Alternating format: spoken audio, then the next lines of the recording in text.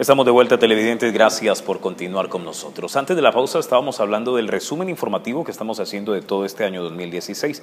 Pues seguimos y continúa el tema de la clínica, porque precisamente hacia el 4 de enero se registraron, o 5 de enero mejor, se registraron algunas agresiones de pacientes por el colapso que venía presentando el municipio en cuanto al tema de la atención de la salud.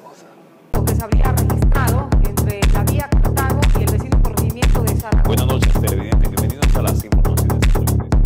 El colapso en el sistema de salud, las dificultades que las clínicas y centros asistenciales hoy están padeciendo por la endémica crisis del sistema en todo el país y principalmente en la región, ha creado un completo caos.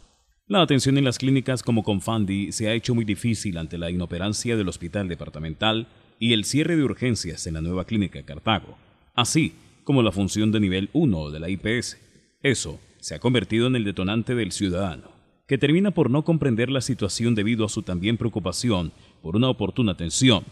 Es así como han estallado una serie de agresiones contra el personal laboral de estos centros médicos, de acuerdo a la denuncia de la Veeduría en Salud. Las personas están como muy alteradas y es debido a que no hay la oportunidad inmediata para la atención. En esta mañana hubo una agresión de un paciente contra uno de los enfermeros de acá de la IPS municipal, donde la peor parte la lleva el enfermero, donde sufre fisura de su codo y tiene que ser remitido. Fuera de eso le tuvieron que hacerle una sutura de 6 puntos. O sea, se llega a un punto en que todo está colapsando porque la IPS, como es sabido de todos, es un nivel 1.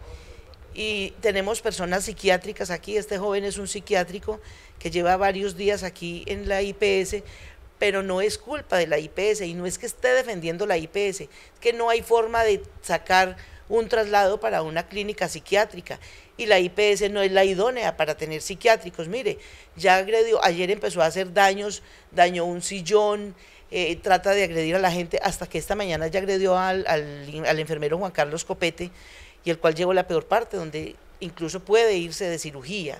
Es aquí donde se pondera la situación actual de Cartago y a lo que incluso tienen que llegar entidades de salud como la IPS, atendiendo pacientes sin tener los especialistas adecuados para ciertos temas. Pero no solamente allí se han registrado agresiones, ya sean físicas o verbales por parte de los pacientes. Otros entes han tenido que lidiar con este tipo de afrentas. Anoche fue en Confandi también, donde la hija de una señora que necesitaba atención escuchó mal porque el médico dijo pues que le tenían que hacer unos procedimientos y la señora se enojó mucho porque el médico no le hizo las cosas ahí mismo. Hay que entender que el médico no es quien canaliza venas, hay que entender que el médico no es el que viene a hacerle la nebulización. Para eso están las auxiliares de enfermería, las jefes de enfermería, que son las que hacen eso. El médico, ¿qué hace? Ausculta al paciente y dictamina qué es lo que tiene que hacerse, qué procedimiento sigue, pero los procedimientos son por las enfermeras, no por el médico en sí.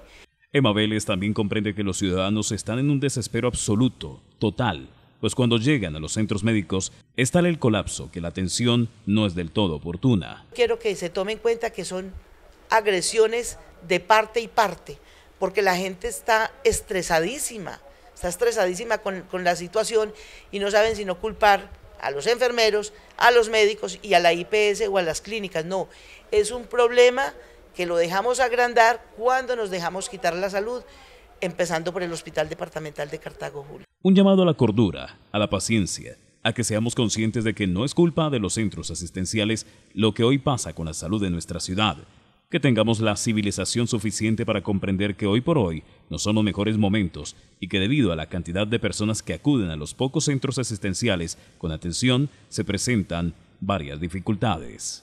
Resumen informativo, 6 de enero, la policía asestó un fuerte golpe a la organización criminal en contra del microtráfico en la ciudad de Cartago al desmantelar una banda que venía dedicándose a este delito en la ciudad.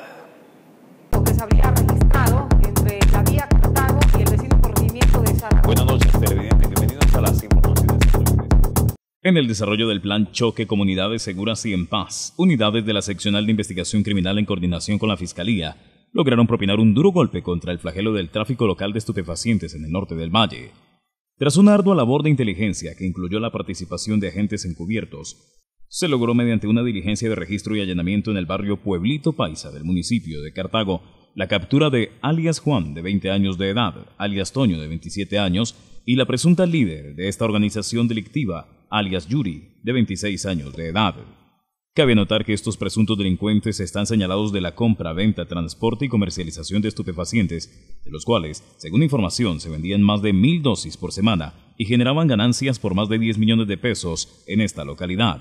Sí, efectivamente, mediante actividades contundentes de la mano con la Fiscalía General de la Nación, nuestra unidad de investigación criminal de este municipio, se logra realizar diligencias de allanamiento a algunas ollas que se encontraron allí en este lugar y se capturan 3 personas reconocidas, dentro de ella alias Yuri, que fungía como la líder de esta banda delincuencial, alias Toño también fue capturado allí en este lugar. A estas personas se les incauta 20.000 dosis de sustancias listas para expenderlas.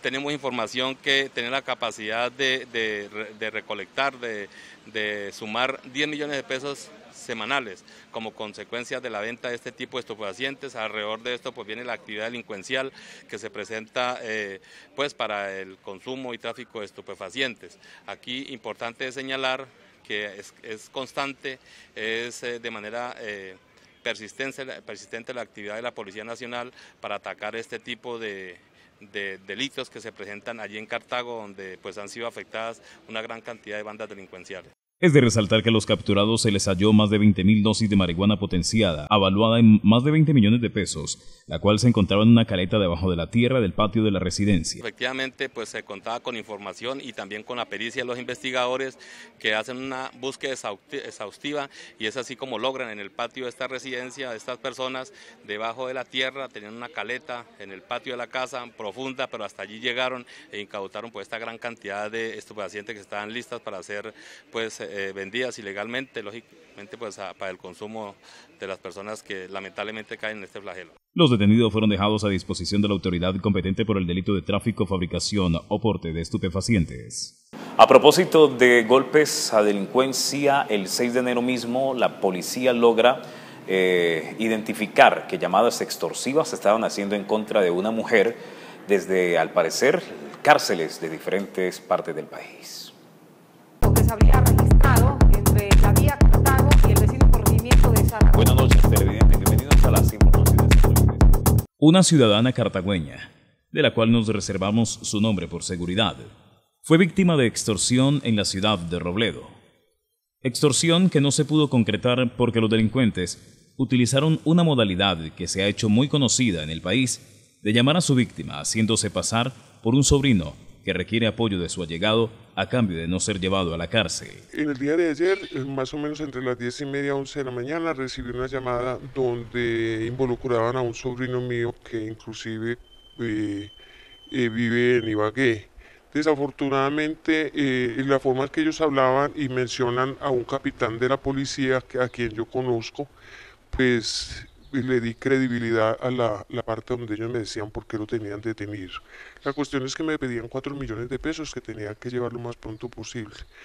Pues precisamente porque era como que le habían cogido un arma y entonces él estaba detenido allí porque le habían cogido un arma. El muchacho que se dice pasar por mi sobrino, pues yo le creí porque hace muchos años yo no lo veía a él y la voz no la recordaba muy bien, pero sí le fui creyendo lo que me decía, que él había venido de paseo de Ibagué aquí a Cartago con un amigo y que el amigo nunca le había dicho que traía un arma en el carro.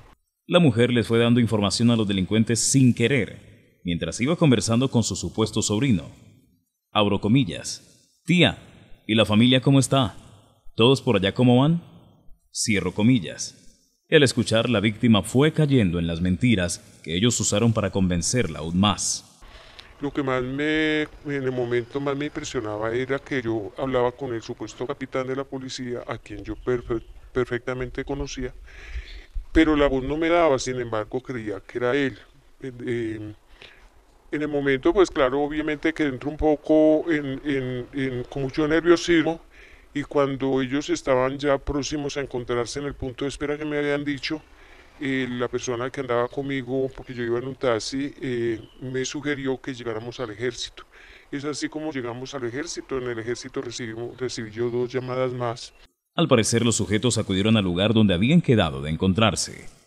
pero desafortunadamente en el momento en que ya me debía encontrar con ellos, no sé qué pasó, si se percataron de que había una patrulla de la policía en ese sitio, que había llegado allí, pero no tenía nada que ver con lo mío, y ellos se movilizaron, pero ellos alcanzaron a llegar al punto que habíamos quedado, llegaron en 2 motos, y bueno, con cascos cerrados, con pantaloneta, no se pudieron identificar, las motos pues eran motos prácticamente nuevas.